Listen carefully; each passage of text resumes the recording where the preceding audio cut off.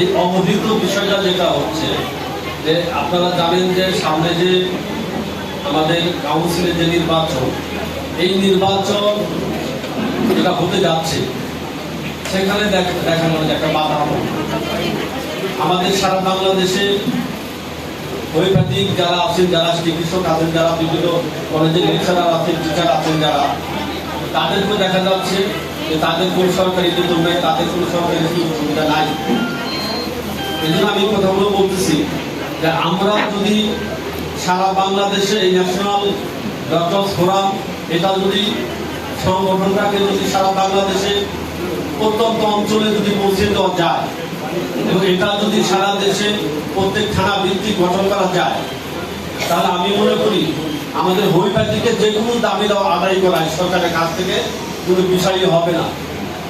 হয়তো ভবিষ্যতে আপনারা দেখবেন যে সারা দেশে আমাদের যে এই ন্যাশনাল ডক্টর ফোরামের সংগঠন, আমি মানিকগঞ্জ জেলা কমিটি করেছি এবং আমাদের এই কমিটি সারা থানার যতগুলো থানা আছে 7টি থানা, সেই থানারও সেখানে আমি কমিটি করেছি এবং আমি যে আমাদের যে হোমিওপ্যাথিক বোর্ডের যে ইলেকশন, কাউন্সিলের যে ইলেকশন, সেই ইলেকশনের একজন চিকিৎসক শিক্ষক প্রতিনিধি নির্বাচনে আমি দাঁড়িয়েছি।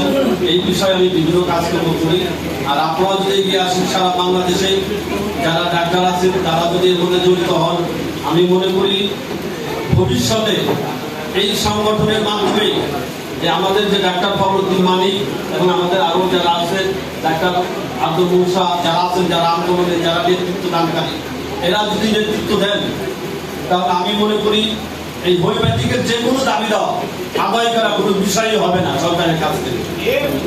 এই জন্য যে ব্যক্তি একটা সারা বাংলাদেশে একটি সংগঠনের প্রধান ছিলেন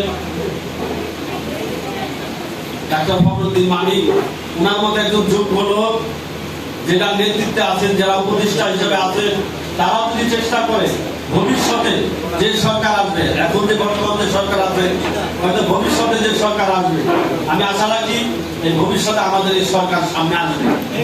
সেদিন বেশি সময়ের ব্যাপার না, যে কোনো উপায় হোক আমাদেরকে হারিয়ে দেওয়া হয়েছে, যেটা আপনারা সকলে জানেন।